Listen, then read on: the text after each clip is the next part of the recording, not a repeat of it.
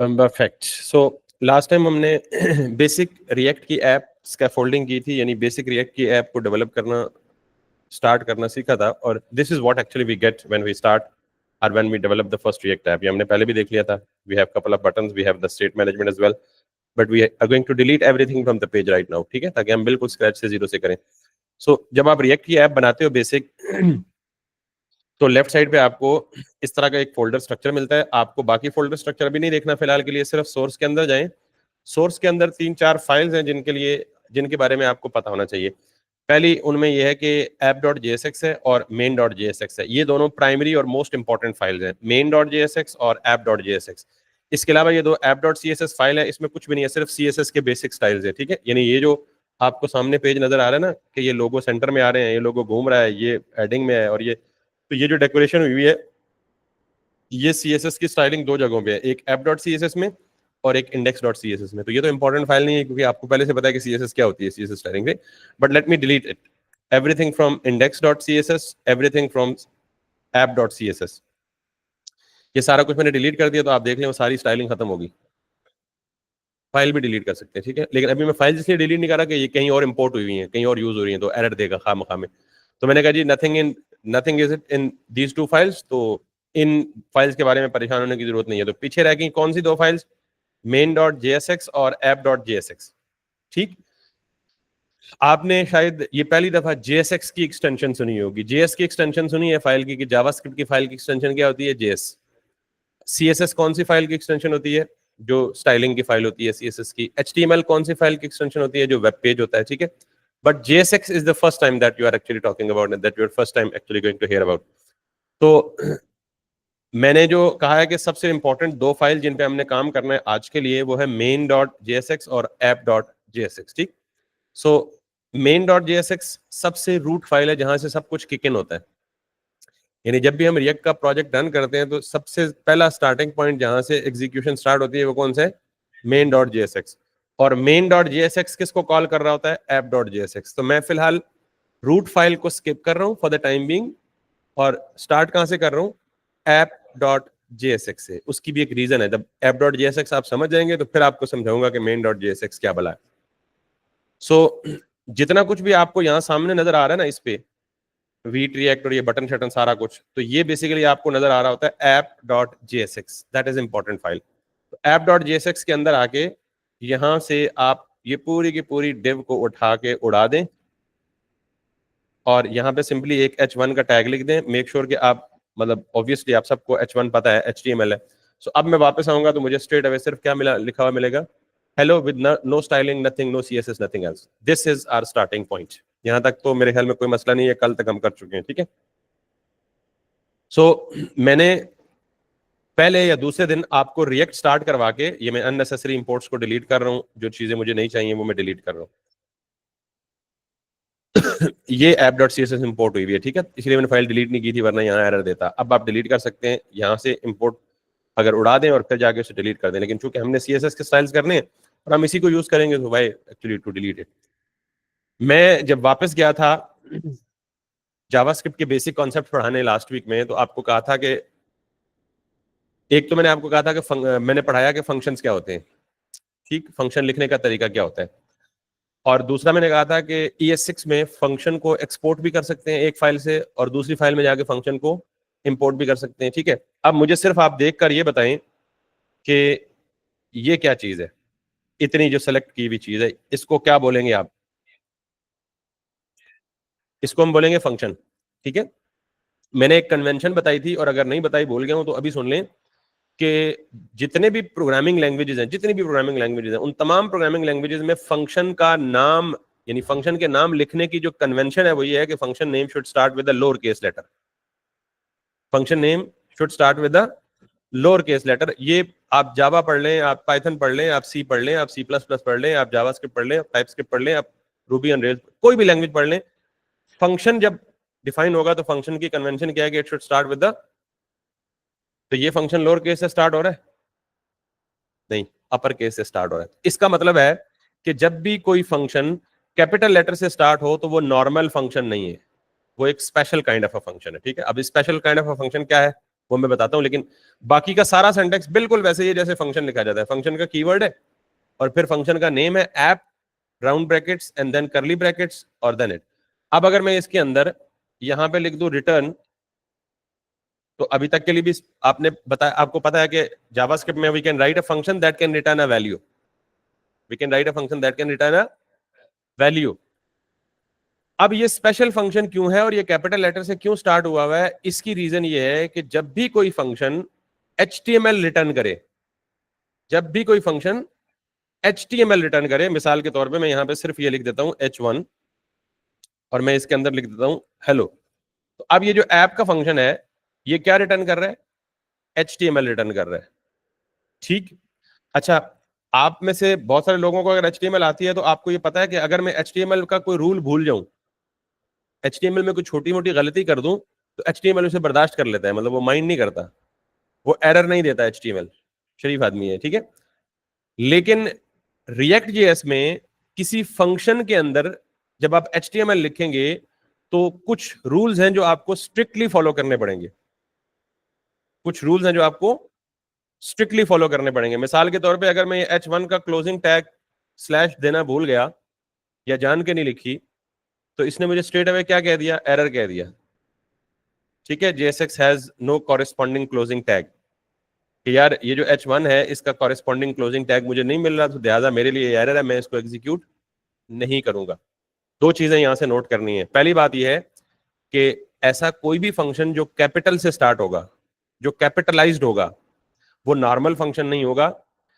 अच्छा, normal function ना होने की ये निशानी दूसरी है कि ऐसा फंक्शन जो HTML का कोड रिटर्न करे, कोई न्यूमेरिक वैल्यू रिटर्न ना करे, कोई कैलकुलेशन रिटर्न ना करे, दो नंबर का सम रिटर्न ना करे, HTML रिटर्न करे, तो उसे भी हम नॉर्मल फंक्शन नहीं कहेंगे। ठीक है, तो फिर क्या कहेंगे, दो निशानियां पता लग गई, फंक्शन कैपिटल से स्टार्ट हो रहा है और फंक्शन HTML रिटर्न कर रहा है, तो उसे हम फंक्शन नहीं कहेंगे बल्कि फंक्शनल कंपोनेंट कहेंगे। क्या बोलेंगे, फंक्शनल कंपोनेंट। तो आपको पहली बात यहां पे पता लग गई है कि व्हाट इज फंक्शनल कंपोनेंट। ठीक है, और हम इसे शॉर्ट फॉर्म में, फंक्शनल कंपोनेंट को शॉर्ट फॉर्म में हम सिर्फ कंपोनेंट भी बोल सकते हैं। ठीक है,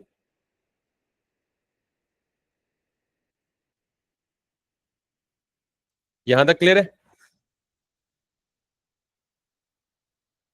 अब बुनियादी तौर पे ये जो एरर है इससे बचने के लिए तो ये करना है,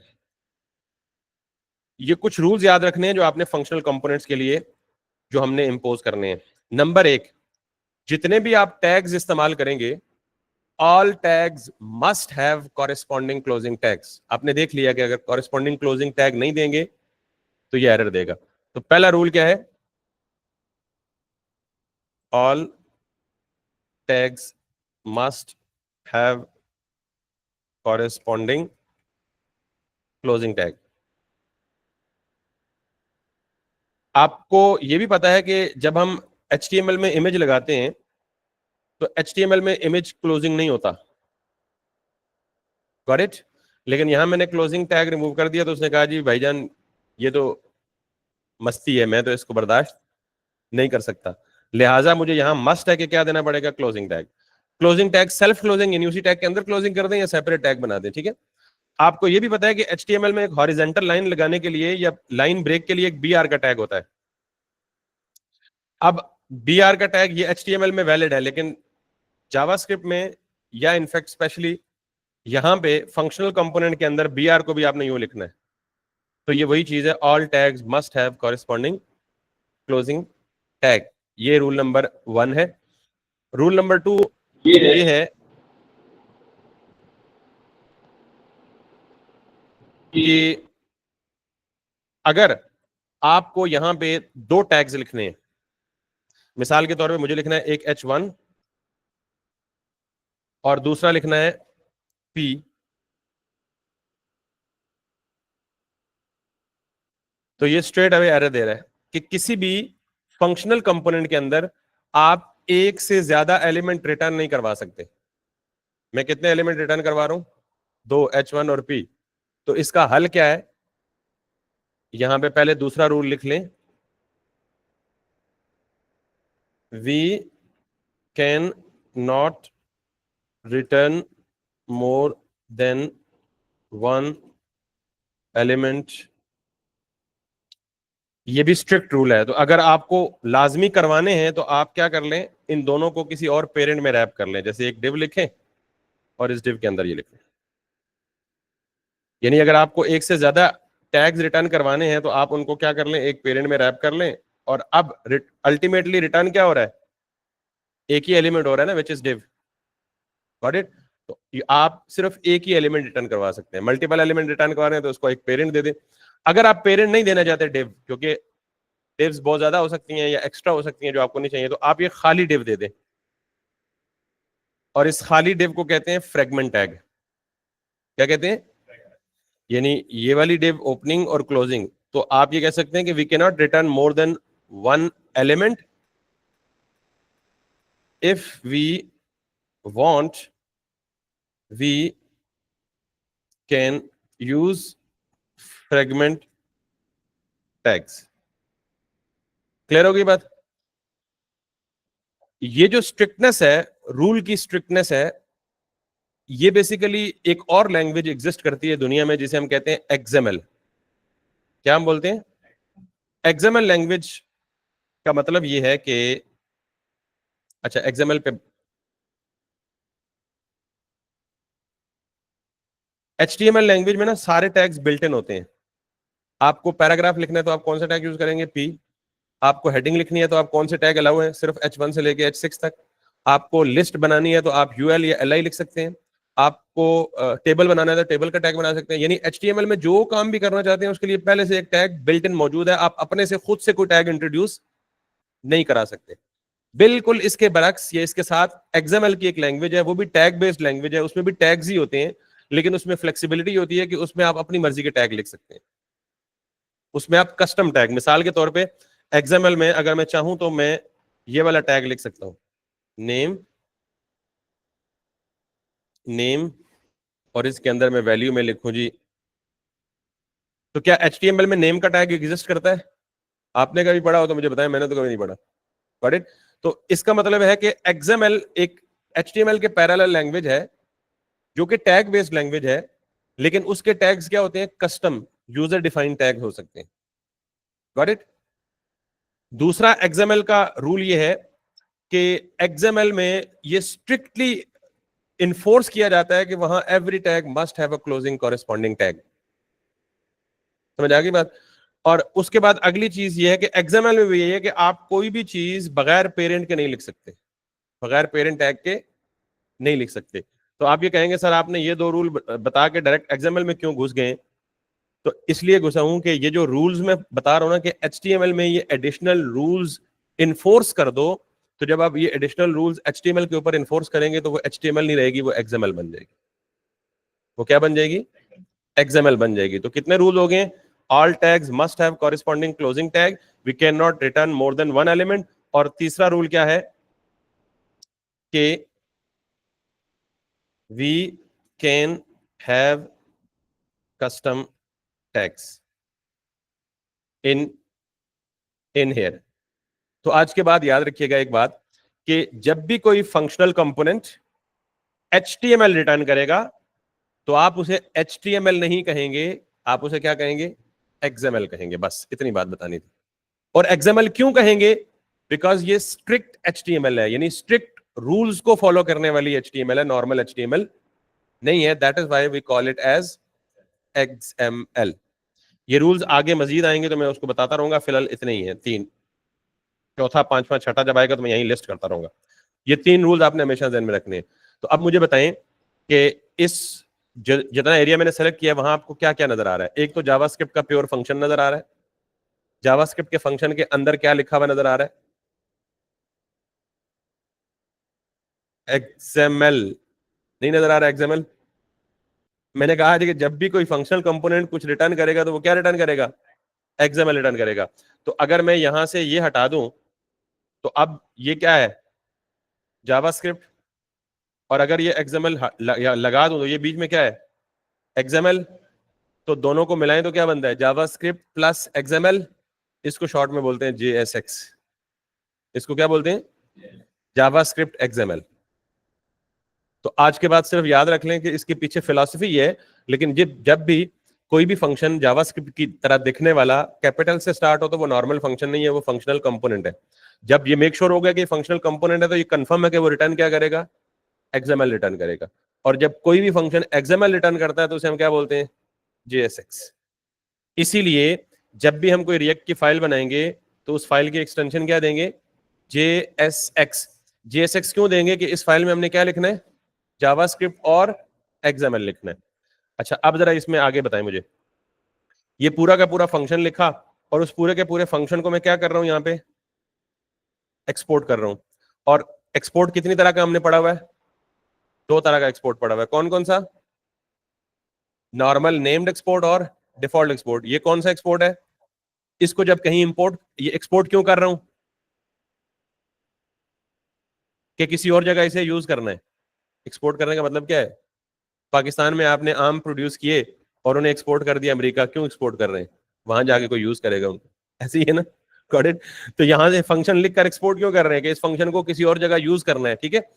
तो अगर ये फंक्शन, अच्छा इसको एक्सपोर्ट यहां भी लिख सकते हैं डायरेक्ट, ये अलग लाइन में लिखें और इसे यहां पे लिखें, एक्सपोर्ट डिफॉल्ट दिस, क्लियर। तो आपने एक फंक्शन लिखा जिसको नाम दिया ऐप, उसके अंदर क्या रिटर्न करवाया, JSX, और इसको क्या कर दिया, एक्सपोर्ट कर दिया। तो ये जितने कॉन्सेप्ट लास्ट वीक में पढ़ाए थे सारे ऑल इन वन यूज हो गए ना। We are writing a function, we are writing HTML, अब HTML नहीं बोलूंगा मैं उसको, XML inside the function, we are returning that XML and we are exporting that function to be able to use it into some other files। ये सारे के सारे पिछले पूरे वीक का लेक्चर कवर हो गया इधर दोबारा रिकैप में, ठीक है। तो इसके बाद आपको पता होना चाहिए JSX क्या बला है, फंक्शनल कंपोनेंट क्या बला है, और एक्सपोर्ट उसे कैसे करते हैं, ठीक है। अब आखिरी बात सुन लें कि इसे एक्सपोर्ट क्यों करते हैं, क्योंकि इसने यूज होना होता है main.jsx में। तो main.jsx को पहले डिस्कस नहीं किया, उसकी वजह आपको बताई है कि main.jsx को पहले एक्सप्लेन करता तो आप कहते यार ये ऐप किधर से आ रहा है, ठीक। तो अब देखें ये क्या हो रहा है, इंपोर्ट ऐप फ्रॉम app.jsx, उधर से एक्सपोर्ट किया था ना, और एक्सपोर्ट डिफॉल्ट एक्सपोर्ट किया था। तो जब डिफॉल्ट एक्सपोर्ट करते हैं तो उसे इंपोर्ट करने का क्या तरीका है, बगैर करली ब्रैकेट्स के। तो बगैर करली ब्रैकेट के इंपोर्ट कर रहा हूं और इसको यूज कर रहा हूं एज अ टैग, इसको यूज कर रहा हूं एज अ, तो अभी क्या बोला था, we can have custom tags, we can have. तो जो फंक्शनल कंपोनेंट होता है असल में वो कस्टम टैग होता है, इसलिए उसे कैपिटल लेटर से लिखते हैं ताकि नॉर्मल फंक्शन से क्या हो, डिफरेंशिएट करे। अब ये क्या है, डॉक्यूमेंट डॉट गेट एलिमेंट, इसको मैं फिर उधार छोड़ रहा हूं क्योंकि जब कुछ मजीद पढ़ेंगे तो फिर वापस आऊंगा। लेकिन इतनी बात याद रख लें कि main.jsx is the starting point of our React application, और उस स्टार्टिंग पॉइंट में क्या चीज यूज हो रही होती है, ऐप। और ऐप क्या बना है, बेसिकली एक फंक्शनल कंपोनेंट है जिसको हमने यहाँ पे खुद बैठ के बना लिया। Now if I can go back and I do have that those two things, hello and test. Hello means heading, test means paragraph. जी बिल्कुल, ये app.css की फाइल इंपोर्ट हुई है। आप थोड़ा सा लेट ज्वाइन किया, हम उसको एक्सप्लेन कर चुके हैं ऑलरेडी, ठीक है। बट ऑब्वियसली हाँ, अब अब ये हम अभी मैं ये तो कस्टम टैग उन्होंने बना के दिया है ना, अब मैं अपना बनाने लगा हूं तो आपको उसका फ्लो भी क्लियर हो जाएगा, ठीक है। यानी मुझे अब ऐप नहीं चाहिए, बल्कि मैं चाहता हूं कि मैं खुद एक अपना अलग से कस्टम टैग बनाऊं और उसको इसके अंदर यूज करूं। तो how to define a custom tag, वो आपको ऑलरेडी पता चल गया क्या, एक फंक्शनल कंपोनेंट बना लें वो कस्टम टैग हो जाएगा। बट कैसे बनाएं, बिल्कुल ऐसे ही जैसे ऊपर बना हुआ है, फंक्शन लिखें, टेस्ट लिख दें और रिटर्न कर दें, और इसे कहें जी दिस इज माय, बस मैंने क्या बोला, any function that starts with the capital letter and that returns an HTML, HTML अब नहीं बोलूंगा, that returns an XML, that is a functional component. तो ये दोनों चीजें सेटिस्फाई कर रहा है या नहीं कर रहा, सॉरी अभी एक्सपोर्ट नहीं किया ना, एक्सपोर्ट तो अलग फिलोसफी है ना, एक्सपोर्ट तब करते हैं जब हम इसको किसी और जगह यूज करना होता है। अभी किसी और जगह यूज करने की बात नहीं की, अभी सिर्फ किस बात पे का जिक्र हुआ है कि फंक्शनल कंपोनेंट कैसे बनाए। यानी उनका सवाल था कि कस्टम टैग कैसे बनाना है, मैंने जवाब दिया कि कस्टम सॉरी फंक्शनल कंपोनेंट कैसे बनाया, तो दोनों एक ही जैसे बात हुई ना, कस्टम टैग फंक्शनल कंपोनेंट को ही बोलते हैं। अच्छा मतलब जी टाइम क्या ही था ना, मसला ये है, ये एक्सएमएल नहीं है। हाँ, तो अब एरर क्यों दे रहा है? मैंने क्या बोला है कि जब HTML के ऊपर रूल्स स्ट्रिक्ट कर दें तो वो क्या बन जाता है? एक्सएमएल बन जाता है। आई रिपीट, जब HTML के ऊपर रूल्स स्ट्रिक्ट कर दें, और वो स्ट्रिक्ट रूल्स कौन कौन से हैं, ये 3 बता चुका हूं already. All tags must have closing corresponding tag. दूसरा क्या है, we can not return more than one element. तीसरा क्या है, we can have custom tag. लेकिन अभी पहला रूल एम्प्लॉय हुआ है कि अगर मैं क्लोजिंग टैग नहीं दूंगा तो ये मुझे कहेगा भाईजान क्या कर रहे हो यार, मस्तियां तो ना करो। HTML के ऊपर एडिशनल स्ट्रिक्ट रूल्स अप्लाई कर दें तो वो बन जाता है XML। क्लियर? HTML ये XML का एक फीचर है। XML के बाकी फीचर्स में से एक फीचर है कि उसमें कस्टम टैग भी हो सकते हैं, HTML में कस्टम टैग नहीं हो सकते। अब समझ आ गया? अब समझ आ गया कि ये HTML नहीं है, XML है। ठीक, सबको समझ आ गया? अभी दिखाता हूं ना, अभी ये समझ आ गया कि डिफाइन कैसे हो गया। अब मैं टेस्ट का टैग यूज करूंगा यहां पे आके। मैं इसे एक्सपोर्ट नहीं कर रहा क्योंकि मैं इसे किसी दूसरी फाइल में यूज नहीं कर रहा, मैं इसे इसी फाइल में यूज कर रहा हूं। तो इसी फाइल में यूज करेंगे तो you don't need to export it. Like मैं यहां पे करूंगा जी TEST।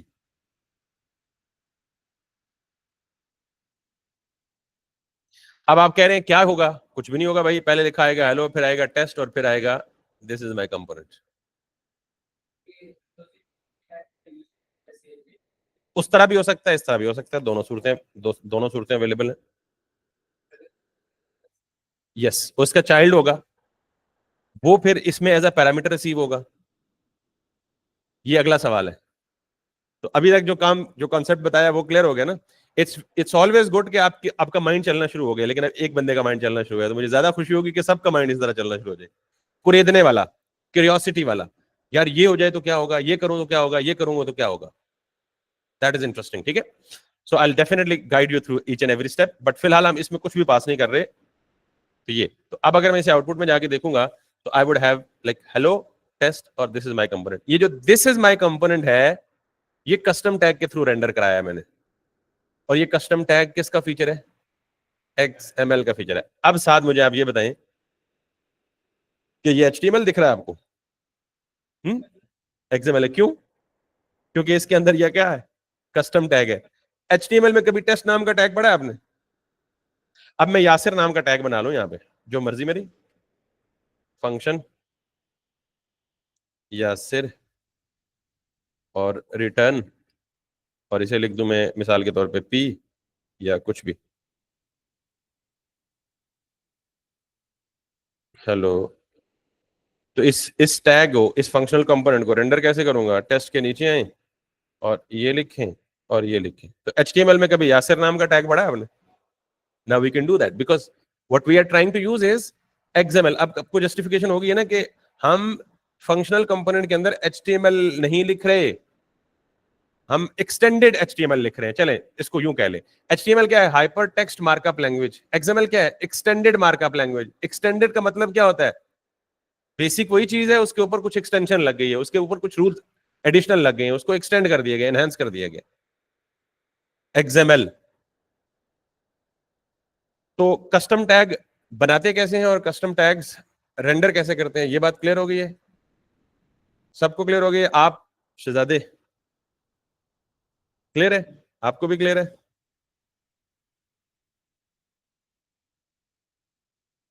कंसोल लॉग भी कर सकते हैं, लेकिन कंसोल लॉग करने का मकसूद नहीं है ना, हमें अब UI पे शो करनी है कुछ चीज। कंसोल लॉग का मतलब है कि anything that you go for the console log that would be that we are seeing in the browser console. तो नॉर्मली यूजर वेबसाइट्स ब्राउजर के कंसोल पे जाकर तो नहीं देखते। कंसोल तो सिर्फ डिबगिंग पर्पस के लिए होता है, कोई एरर डिबग करना है, कोई चीज देखनी है, कोई चेक करनी है, तो that is in the console. Otherwise we have to see everything in the browser. अब जरा मैं एक छोटा सा टास्क करता हूं, फिर आपको जरा क्लियर हो जाएगा कि वाई फंक्शनल कंपोनेंट्स। उससे पहले एक और काम देखिए, मेरे पास कितने कंपोनेंट्स हैं? 2 कंपोनेंट्स हैं, 3 है। एक तो पेरेंट कंपोनेंट, अच्छा पेरेंट और चाइल्ड कंपोनेंट क्या होता है जरा यहां देखिएगा। ये ऐप के अंदर बाकी 2 कंपोनेंट्स रेंडर हो रहे हैं। बाकी दो कंपोनेंट्स ऐप के अंदर क्या हो रहे हैं, तो ऐप पेरेंट कंपोनेंट होगा और इसके अंदर जो बाकी कंपोनेंट्स रेंडर हो रहे हैं वो क्या होंगे, चाइल्ड कंपोनेंट होंगे। क्लियर? तो पेरेंट और चाइल्ड कंपोनेंट का रिलेशन भी आपको देखना है। अब मेरे पास सिर्फ दो कंपोनेंट्स हैं, दो कंपोनेंट्स हैं और दोनों बिल्कुल सिंपल है, वो एक H1 रिटर्न कर रहे हैं, that is still fine. What if I have dozens of components, दर्जनों कंपोनेंट्स हो, तो क्या एक ही फाइल में सारे कंपोनेंट लिखना अकलमंदी का तकाजा है? मिक्सअप हो जाएगा, सारा कुछ मैसअप हो जाएगा। सो व्हाट इज बेस्ट, आप सोर्स के फोल्डर के अंदर आए और यहां एक फोल्डर बना लें और उसे कहें कंपोनेंट्स, और इसके अंदर एक बना लें, एक नई फाइल बना लें test.jsx। तो जब भी कोई नई फाइल बनाएंगे उसका मतलब है कि इसके अंदर क्या होगा, कंपोनेंट होगा, और कंपोनेंट का स्ट्रक्चर क्या होगा, फंक्शन टेस्ट रिटर्न। वही काम कर रहा हूं जो अभी उसमें किया था, लेकिन अब दिस इज, फिलहाल काम वार्निंग दे सकता है, एरर नहीं देगा, लेकिन हो सकता है कि वार्निंग का मतलब ये होता है कि मुस्तकबिल में वो वार्निंग एरर में बदल जाएगी, क्योंकि आप एक,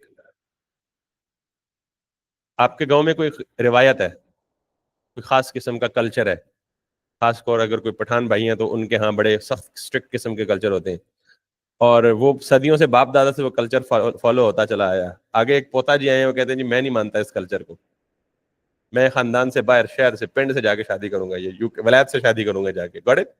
अब आपका कल्चर है कि you are not allowed actually to bring any girl outside, from outside the family. तो आप क्या कर रहे हैं, आप कह रहे हैं मैं लाऊंगा, तो फिर क्या होगा, पंचायत बैठेगी और लितर बढ़ेंगे, गॉट इट?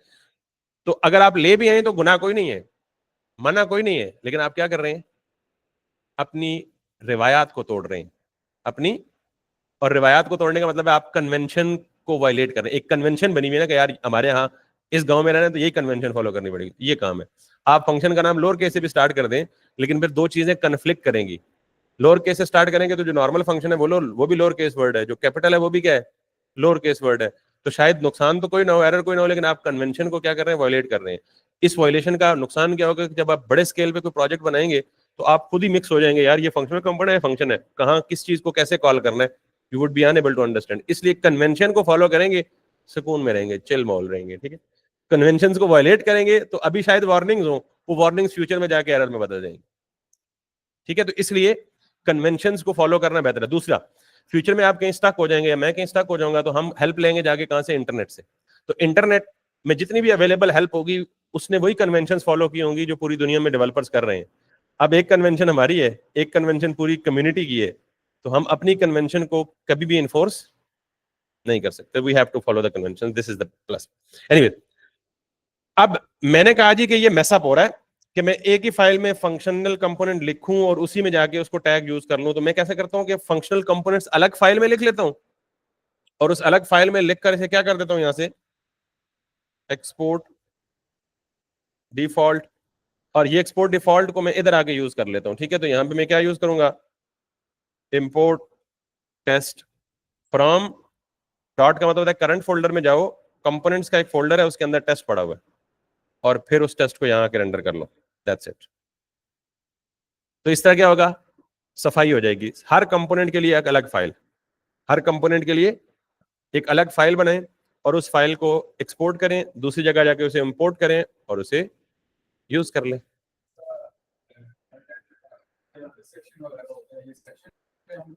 अभी अभी अभी आते हैं उस पर, आते हैं, 2 मिनट मुझे दें उस पर। आप एक सेक्शन को एक कंपोनेंट बना सकते हैं, एक पूरे पेज को एक कंपोनेंट बना सकते हैं, एक सेक्शन को 4 कंपोनेंट्स में डिवाइड कर सकते हैं। It's totally your approach. I come to that point जब मैं ये बेसिक थोड़ा सा क्लियर कर लूं। ये क्लियर हो गया जी, आपने फंक्शनल कंपोनेंट कैसे बनाना है और फंक्शनल कंपोनेंट को आगे रेंडर कैसे करना है ऐप के कंपोनेंट में। चलें अब आगे चलते हैं थोड़ा सा। अब मैं टेस्ट के बजाय ना, मैं एक, अच्छा सबने बूटस्ट्रैप यूज की भी है, मोर और लेस? नहीं यूज की भी? आपने यूज की भी, आपने आपने की भी, आप दोनों ने यूज की भी, ओके। चले ग्रेट। मैं ना एक वेबसाइट बनाता हूँ या एक छोटा सा डेमी सैंपल सा एक पेज बनाता हूँ, और उसे मैं कह देता हूँ जी मिसाल के तौर पे माइक्रोसॉफ्ट, बिल्कुल सिंपल तरीन वेबसाइट है। ये एक वेबसाइट है और इस वेबसाइट को बनाना है तो टिपिकल अंदाज क्या है कि आप एक HTML का पेज ऊपर से शुरू करें, हेडर बनाएं, फिर सेक्शंस बनाएं हर एक अलग अलग, और बीच में एंड पे फुटर बनाएं और पूरा का पूरा वेब पेज डिजाइन कर मारे। ठीक, ये नॉर्मल सिंपल ट्रेडिशनल पुराना तरीका यही है। हमने अगर रिएक्ट में बनाना है ना, तो रिएक्ट में वेबसाइट बनाने का पर्पस ये है कि you have to split the large website into multiple smaller components, smaller maintainable manageable reusable components. ठीक,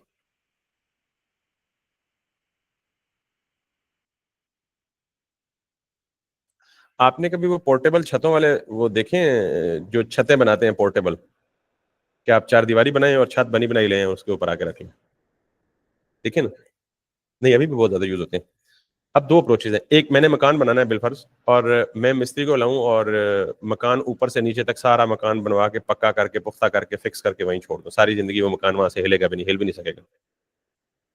दूसरा ये है कि मैं कंटेनर बेस पे, यानी कोई कंटेनर लूं, मैंने कहीं पोर्टेबल मकान बनाना है। फॉर एग्जांपल मैं गया हूं, मैंने लीज पे जमीन ली है छांगला के लिए यूबिया में कहीं, और मैंने कहा जी 20 साल की लीज पे ली हुई है और 20 साल के लिए मैं वहां क्या बना लूं, अपना मकान बना लूं, या 10 साल की लीज पे ली हुई है और 10 साल के लिए मैं वहां अपना मकान बना लूं, ताकि मैं हर साल जो गर्मियां गुजारने के लिए वहां जाऊँ। ठीक है, 10 साल में कहता हूँ वहां से उठ के मैं नीलम वैली में जाऊँ और नीलम वैली में 10 साल या 5 साल के लिए जमीन ले लूँ लीज पे, और 5 साल के लिए अपना मकान वहां ले लूँ।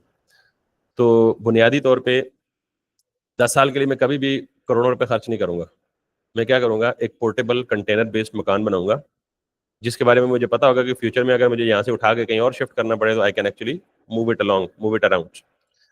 तो बजाय everything is fixed on one single place, lease based कारोबार का आपको पता ना, लीज का मतलब है कि 10 साल के लिए जमीन आपकी हो जाती है, 10 साल बाद आपको रिटर्न करनी पड़ती है, स्पेशली ये गवर्नमेंट लीजेस पे देती है।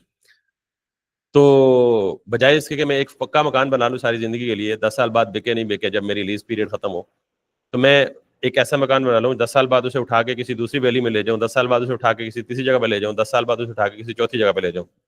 बहुत सारे बाहर ममालिक में ऐसे ही काम होते हैं। तो which one is best approach in this, कि मैं फिक्स बना लूँ या उसे पोर्टेबल रखूँ, यानी छोटे छोटे कंपोनेंट्स में डिवाइड कर लूँ, यानी 4 कमरे चाहिए तो मुझे 4 कंटेनर ऊपर नीचे रख लूँ, जब तोड़ना पड़े तो हर एक कंटेनर अलग अलग करूँ, तोड़ूं और किसी दूसरी जगह जाके फिर जोड़ के रख लूँ। दिस इज अप्रोच, कि आपने एक वेबसाइट बनानी है, एक पूरी वेबसाइट इन वन गो में ऊपर से नीचे बना लें फिक्स सारी जिंदगी के लिए वेबसाइट ऐसी रहे, या उस वेबसाइट को तोड़ के छोटे छोटे कंपोनेंट्स में बांट लें, और हर कंपोनेंट ऐसा हो कि आप उसे फ्यूचर में कहीं भी उठा के किसी दूसरी जगह यूज कर लें, कहीं भी उठा के किसी दूसरी जगह प्लेस कर लें। तो हम क्या करते हैं, जब भी नॉर्मली रिएक्ट में वेबसाइट बनाते हैं तो we split our large website into multiple sub components. ठीक है, तो अब जरा कंपोनेंट्स की फिलॉसफी, एक तो आपने देख लिया कि कंपोनेंट हम बनाते कैसे हैं जावास्क्रिप्ट में, अब कंपोनेंट की फिलॉसफी यहां देखिएगा। मिसाल के तौर पे मेरे पास ये एक वेबसाइट है, तो इस वेबसाइट के लिए मैं अगर कहूं जी कि कौन कौन से कंपोनेंट चाहिए, तो मैं कहूंगा जी मैं इस टॉप नेव बार को एक कंपोनेंट कहूंगा, ये जो मेरा हीरो सेक्शन है इसको मैं कहूंगा ये मेरा एक अलग कंपोनेंट है। इसी तरह ये जो मेरे कार्ड्स हैं मैं कहूंगा ये एक अलग कंपोनेंट है, ये एक अलग कंपोनेंट है, ये एक अलग कंपोनेंट है, ये एक अलग कंपोनेंट है। तो सिर्फ इतनी वेबसाइट जितनी आपके सामने मैंने रेड इसके रेक्टेंगल से इनक्लोज की है, तो सिर्फ इतना पोर्शन बनाने के लिए आपको कितने कंपोनेंट्स चाहिए, 4 5 और 6 कंपोनेंट्स चाहिए। तो मैं क्या करूंगा, 6 कंपोनेंट्स को अलग अलग डिजाइन करूंगा और एंड में उन अलग अलग कंपोनेंट्स को मिला के जोड़ दूंगा, आपकी वेबसाइट एज इट इज लगना शुरू हो जाएगी। ठीक होगी बात, इसको जरा थोड़ा सा ट्राई करें। एग्जैक्ट यूआई तो नहीं बनाऊंगा बिकॉज डिजाइन पे HTML CSS करने में टाइम लगता है, मैं जस्ट थोड़ा सा डमी सा सैंपल सा बना के तो आपको दिखा सकता हूँ। तो what I can do is कि मुझे कितने कंपोनेंट्स बनाने हैं, अभी टेस्ट वेस्ट को छोड़ें, इसको डिलीट करें और इसको भी डिलीट कर दें। ठीक है, तो सबसे पहले मुझे एक कंपोनेंट बनाना है, उसको क्या नाम दूं, navbar डॉट JSX। दूसरे नंबर पे कौन सा कंपोनेंट बनाऊं, बैनर डॉट JSX, हीरो या बैनर कुछ भी कह दें, BANNER डॉट JSX।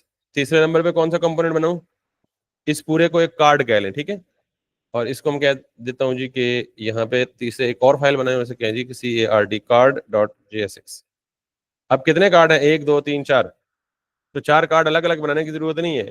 कंपोनेंट का मकसद ये है कि एक ही कंपोनेंट को बार बार हम रीयूज कर सकते हैं। क्या कर सकते हैं, रीयूज कर सकते हैं। तो बस 3 कंपोनेंट्स मेरे आगे। अब इन सब के अंदर आपको पता है कि फिलॉसफी एक ही है, कंपोनेंट बनाने का तरीका मैंने शॉर्ट फॉर्म में यूज कर लिया, लेकिन तरीका वही है। फंक्शन लिखा, नेव बार फंक्शनल कंपोनेंट का नाम लिखा, रिटर्न एक डिव की और उसे एक्सपोर्ट कर दिया। सिमिलरली यहाँ पे आए, वही तरीका। सिमिलरली यहाँ पे आए, वही तरीका। आप ये शॉर्टकट यूज नहीं करेंगे, आप हाथों से लिखेंगे ताकि आपकी प्रैक्टिस हो जाए, तो फिर मैं बता दूंगा कि शॉर्टकट कैसे यूज करना है। अब हाथों से लिखेंगे ताकि आपको सिंटेक्स से फेमिलियरिटी हो। मैंने इसीलिए पहला कंपोनेंट शॉर्टकट नहीं मारा, पहले 2 3 पूरे हाथ से लिखे, सारा कुछ बताया, उसकी एनाटॉमी स्ट्रक्चर बताया, फिर मैंने ये लिखे। अब आप देख लें कि मैंने यहाँ पे नेव बार में ना बेसिक सा स्ट्रक्चर डिजाइन करना है, ठीक है। सो मैं what I will be doing is कि मैं यहाँ पे लिखूंगा जी कि यूएल के अंदर LI, और मैं कहता हूँ जी कि 5 LI चाहिए मुझे, ठीक है। हर LI के अंदर, और 5 LI और हर LI के अंदर एक एंकर टैग चाहिए, ठीक है।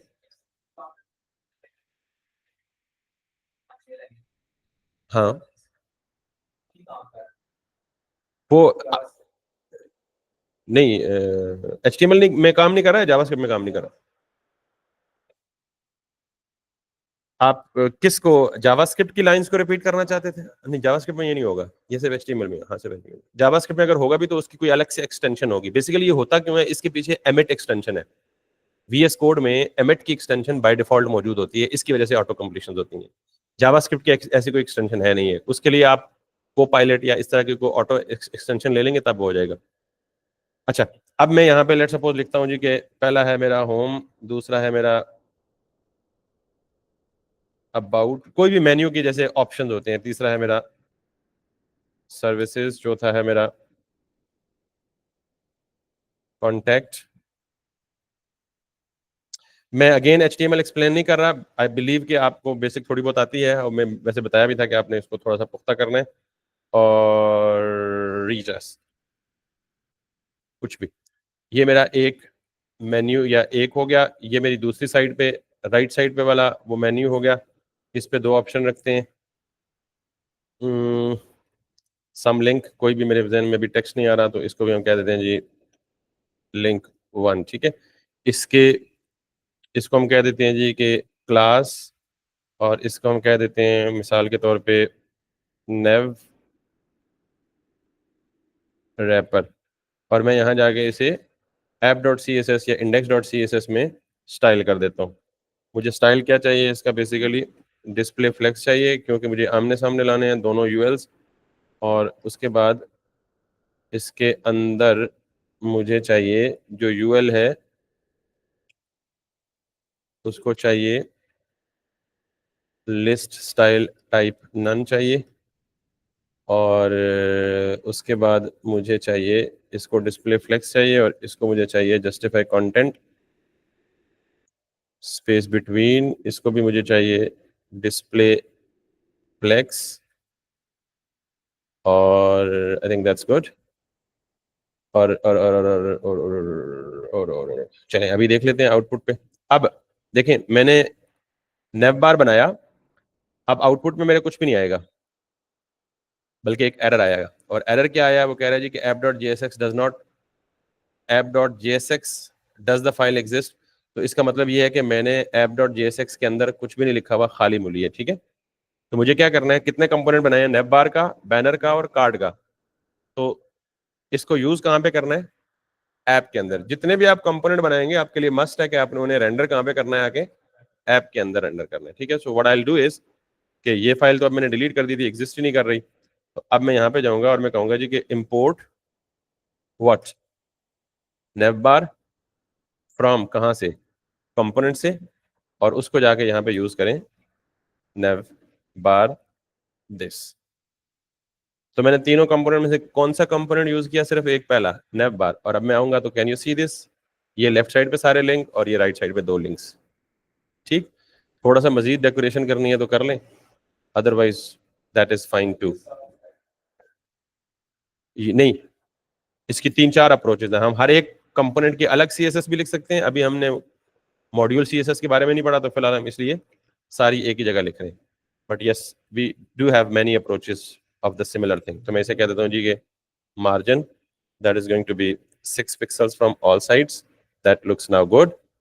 और उसके बाद ये जो नेव रैपर है ना, इसको मैं कह देता हूँ जी कि BGC it's like grey, so that's it. और फिर मैं जाके बॉडी को कह देता हूँ जी कि body is going to be margin 0, oops क्या हो गया भाई, मार्जिन 0 एंड दैट्स इट। ये मेरा टॉप मेन्यू बन गया, ठीक है।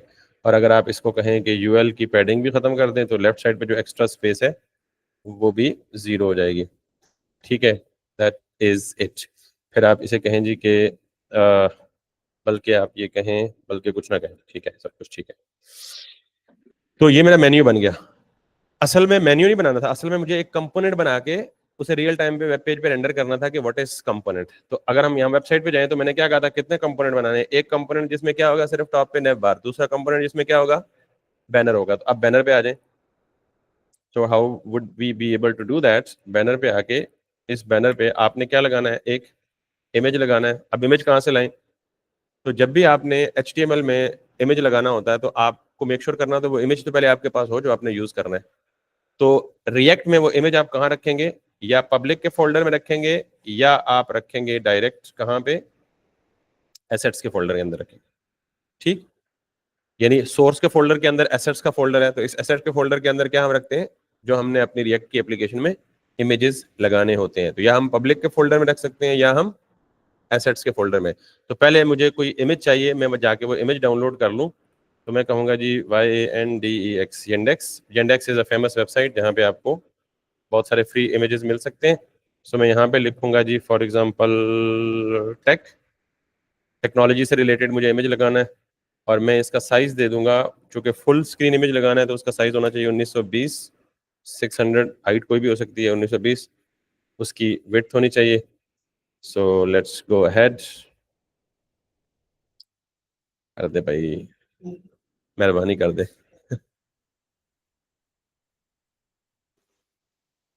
हमें कोई लड़ने का क्या है, बस हम इंडिया के दावा बोल देंगे 2 मिनट के अंदर। बाकी टेक्नोलॉजी हमारे पास की बात ही नहीं है, मार के रख देंगे उनको। भाई जिस काम में तरक्की करनी है उसमें जरा और करो।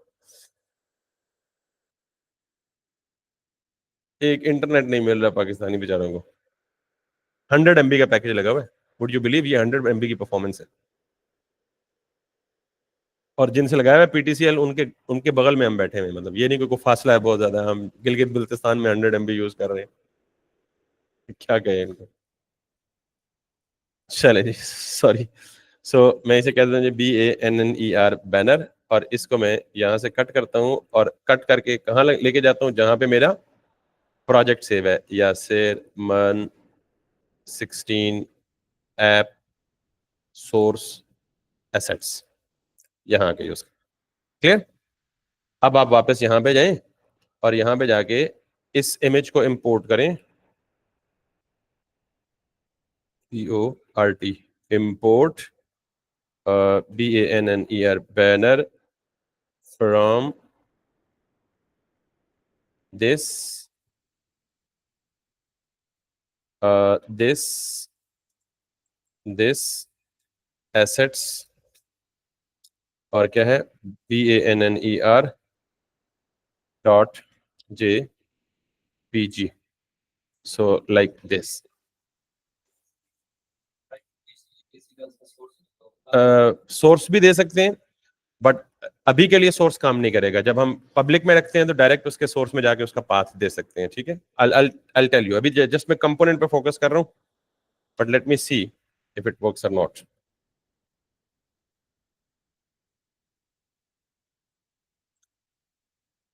सो अच्छा, मैंने इमेज लगा लिया, लेकिन चूंकि मैंने बैनर का कंपोनेंट बनाया और इस बैनर के कंपोनेंट को रेंडर नहीं किया, क्योंकि मैंने कहा कि जो कंपोनेंट बनाऊंगा उसको इंपोर्ट करके क्या करना पड़ेगा, यहाँ पे रेंडर भी करना पड़ेगा। तो what I will do is import banner from banner और यहाँ पे क्या करूंगा, banner this, and if I come back I do have straight. So we do have the other way around as well. हम डायरेक्ट यूज कर सकते हैं उसे, बट फिलहाल आप ये यूज करेंगे, ठीक। तो you can think of it like it's just a simple way of designing, I mean same way of designing, but एक अप्रोच चेंज हुई है। मतलब अप्रोच का मतलब ये है कि बजाय इसके कि हम उसको एक तरीके से कान इधर से पकड़ते, अब हम कान को यूं करके हाथ टांग के नीचे से खड़ के निकाल के इधर से कान पकड़ रहे हैं। पकड़ना कहां नहीं है, तो आप कहेंगे सर मकसद क्या है, हमें दिमाग खराब कर रहे हैं हमारा। तो ऑब्वियसली मकसद इसका है जो आपको कुछ अरसे बाद पता लगेगा या कुछ दिन बाद पता लगेगा, लेकिन फिलहाल आपको सिंटैक्स समझना है। How do we react, why do we react, बात की बात है। हाउ डू वी रिएक्ट, ये वाली बात आपको समझ आ गई है, ठीक। तो कंपोनेंट्स क्या है, nothing, a piece of UI. Component क्या है, a piece of UI that we define using a special way calling a function component. और उसके अंदर लिखना क्या है, HTML नहीं, XML, स्ट्रिक्ट HTML जिसे कहते हैं, ठीक है। और वो लिख के हमने उसे एक खास स्ट्रक्चर में रेंडर करके ये फॉर्मेट करना है। अब आखिरी चीज है तीसरी, हमने क्या बनाना है, कार्ड डिजाइन करना है। तो कार्ड के लिए मुझे क्या करना पड़ेगा, अगेन यहाँ पे माइक्रोसॉफ्ट को देखें तो पहले एक इमेज लगा हुआ है, तो मैं इसका इमेज मुझे चाहिए, तो मैं इसी का इमेज चोरी कर लेता हूँ यहाँ से कॉपी पेस्ट करके।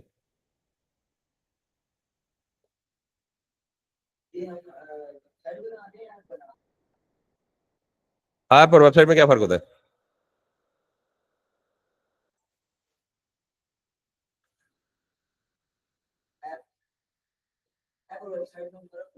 जी मुझे पता है फर्क होता है, मैं इसलिए पूछ रहा हूँ ना कि आपने सवाल पूछा, तो अब बता दें, फिर मैं आपको बताऊंगा ये हम ऐप बना रहे हैं।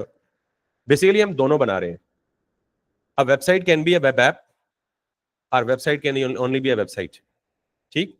फिलहाल हम सिर्फ और सिर्फ उसका यूआई पार्ट कर रहे हैं। अब हम इसके अंदर अगर डायनामिक फंक्शनैलिटी और सारे के पूरे फीचर डालेंगे, that would become a web application. तो primarily now we are making a website, but we can ultimately convert it into the application, web application. तो रिएक्ट में ये दोनों चीजें बनती हैं, वेबसाइट भी और वेब ऐप भी, ठीक है। क्योंकि दोनों का यूआई तो वेबसाइट ही होता है भाई, समझ आ गई बात। आगे जाके उनमें डिफरेंस होता है कि वेब ऐप क्या होती है और वेब एप्लीकेशन क्या होती है। Web app is more data oriented, और वेबसाइट जो है वो simple presentation oriented. That is basically the primary difference. तो दोनों, ठीक है। क्योंकि हम फिलहाल सिर्फ फ्रंट फेस पे जो कुछ हमें दिखना है या जो कस्टमर को दिखाना है वो हम डिजाइन करने की कोशिश कर रहे हैं। तो अब मुझे ये एक पिक्चर चाहिए ताकि मैं इस तरह का कार्ड बना लूं या डिजाइन कर लूं। So I can make it like Ctrl+C and then I can go back. नहीं, सी नहीं करेंगे, सी नहीं करेंगे क्योंकि Ctrl+V पेस्ट तो नहीं करना होता ना हमें। जरा ये वाली तस्वीर ले लेते हैं, इसमें आंटी भी है ना, तो जरा देखने को दिल करेगा। अब सारे नौजवान आदमी ना, सारी चीजें खुश्क नहीं होनी चाहिए, को थोड़ा बहुत बीच में तो लिहाजा आपके लिए कह रहा हूँ, मेरी तो अब उम्र गुजर गई है, मुझे इश्तेहारी नहीं समझ लेना बाय द वे। पब्लिक में जाएं, सोर्स में जाएं, एसेट्स में जाएं, और इसे क्या कहते हैं, कार्ड। और अब वापस आए, कार्ड कंपोनेंट में आए, और इस कार्ड कंपोनेंट के अंदर दो चीजें हैं। पहले हमें चाहिए इमेज। इमेज के लिए कहाँ से जाना है मुझे, अगेन इसके अंदर इमेज लगाना है, तो मैं कहूँगा जी इम्पोर्ट CARD कार्ड फ्रॉम, दो डॉट्स का मतलब है कि जिस फोल्डर में मौजूद हो उस फोल्डर से पिछले फोल्डर में जाओ। एक डॉट का मतलब है कि करंट फोल्डर में रहो। ये जो मैंने दो डॉट लिखे हैं ना, इसका मतलब क्या है, मैं कार्ड की फाइल किस फोल्डर के अंदर है, कंपोनेंट के फोल्डर के अंदर है। तो एसेट्स किधर पड़ा है, कंपोनेंट से बाहर। तो मैंने दो डॉट लिख के कहा कि पहले इस फोल्डर से बाहर निकलो, एसेट्स का फोल्डर इसके बाहर पड़ा हुआ है, उसके अंदर जाओ, और उसके अंदर से फिर क्या करो, समझ आ गया ना, पाथ को मूव करना थ्रू कोड। तो अब यहाँ पे आओ और यहाँ पे जाके इसको ये कर दो। आपको ये नहीं पता कि ये मैंने ब्रैकेट, ये करली ब्रैकेट क्यों यूज की हुई है, ठीक है। तो that's totally fine for now, but this is something. अब ये मैंने इमेज लगाया, इमेज के नीचे मुझे क्या चाहिए, H1 चाहिए कार्ड की हेडिंग के लिए, कुछ टेक्स्ट चाहिए, और इसके नीचे मुझे क्या चाहिए, पैराग्राफ चाहिए, और पैराग्राफ में भी कुछ टेक्स्ट चाहिए, लाइक लाइक दिस। नाउ अब मुझे इस कार्ड को यूज करना है, डिफाइन तो कर लिया, लेकिन इसे कहीं यूज भी करना है। तो यूज करने के लिए क्या तरीका है, सिंपल, यहाँ पे वापस आए और इसे क्या कहें, import card from components और उसके अंदर से card, and now if I can look at that card, this, and if I come back, I do have things like this. ठीक, अब मुझे इस तरह के कितने कार्ड चाहिए? 4। वो 4 आमने सामने आने चाहिए, तो मैं क्या करूंगा? कार्ड 1 2 3 4, 1 2 3 4। करेक्ट। वो नीचे क्यों आ गए? वो तो सीएसएस की वजह से है ना। इसके पेरेंट को जाके ये इन सारों को एक डिब में रखें और उनको क्या कर दें? क्लास नेम इसे कहें जी डी फ्लेक्स, और यहाँ पे आके डी फ्लेक्स दे दें। डी फ्लेक्स का मतलब डिस्प्ले फ्लेक्स, और इसको कह दें जी कि डिस्प्ले फ्लेक्स। ठीक, अब सबकी विड्थ बराबर नहीं है, तो विड्थ बराबर करने के लिए आप उनको जाके फ्लेक्स आइटम और सारा कुछ सारे लवाजमात कर लें। ठीक है, तो कहने का मतलब ये है कि रीयूजेबिलिटी का कॉन्सेप्ट पता चला कि कंपोनेंट का मतलब जहां एक जैसा स्ट्रक्चर। अब कहेंगे यार इसकी सारी पिक्चर सेम है, चेंज करेंगे पिक्चर तो सबकी पिक्चर चेंज हो जाएगी। हाँ, सबकी पिक्चर चेंज हो जाएगी। तो ये हमने हल करना है कि इस कार्ड को डायनामिक कैसे बनाना है, कि हर कार्ड की डिस्क्रिप्शन अपनी हो, हर कार्ड का टाइटल अपना हो, हर कार्ड की पिक्चर अपनी हो। दैट इज समथिंग, एक अगला टॉपिक चाहिए इसको पढ़ने के लिए, विच इज प्रॉप्स। लेकिन मुझे ये बताएं कि बेसिक रिएक्ट का मकसद समझ आ गया कि हमने बनानी वेबसाइट या वेब एप्लीकेशन है और उसको बनाना एक खास तरीके, एक खास फॉर्मेट के साथ है। और ये भी आपको पता लग गया कि हमें HTML CSS की ज़रूरत पड़ने वाली है शदीद। और ये भी आपको पता लग गया कि उसको मैं एक्सप्लेन नहीं करने वाला, बिकॉज मैंने शुरू में बताया था कि अगर आपको HTML CSS करनी है तो आई कैन रिकमेंड इट। मेरी ही रिकॉर्डेड लेक्चर्स मौजूद हैं, अगर आप कहेंगे तो वो मैं आपको प्रोवाइड कर सकता हूँ। और अगर आपको फिर भी HTML CSS में इशू है तो आपकी क्लास के फौरन बाद जो क्लास है ये इंतहाई बेसिक से HTML ही सीख रही है, उसमें आजकल यही डिस्कस हो रहा है, फ्लेक्स लेक्स। और अगर वो क्लास नहीं लेना चाहते तो मुझे बताइएगा, उस क्लास की रिकॉर्डिंग आपसे शेयर कर दूंगा, वो घर जाके देख लीजिएगा। तो कोई बहाना या एक्सक्यूज नहीं है कि मुझे नहीं आती, मैंने पढ़ा नहीं है, सब कुछ मौजूद है। समझ आ गई ये बात? तो अब आप पढ़ना चाहते हैं तो आपके लिए सब कुछ मौजूद है, नहीं पढ़ना चाहते तो मर्जी सॉरी भाई। तो दैट्स इट फॉर टुडे। कल का एग्जैक्ट यही टास्क आपको है कि जैसे मैंने किया है बिल्कुल ऐसे ही आपने करके इस तरह का एक सिंपल पेज मेरे लिए लाना है। और मुझे सिर्फ ये मेक श्योर करना है कि एक दफ़ा ये सारी चीज़ें आप अपने हाथ से गुजार लें, तब आपको सही समझ आएंगी। JSX क्या होता है, फंक्शनल कंपोनेंट क्या होता है, इंपोर्ट एक्सपोर्ट जो हम पहले अलग से पढ़ के आए हैं उनको यहाँ पे कैसे यूज़ करना है, और कैसे इन सारे कॉन्सेप्ट जो हमने आज से पहले पढ़े उनको यूज़ करके एक प्रोडक्टिव रियल टाइम एप्लीकेशन जो है वो बनानी है।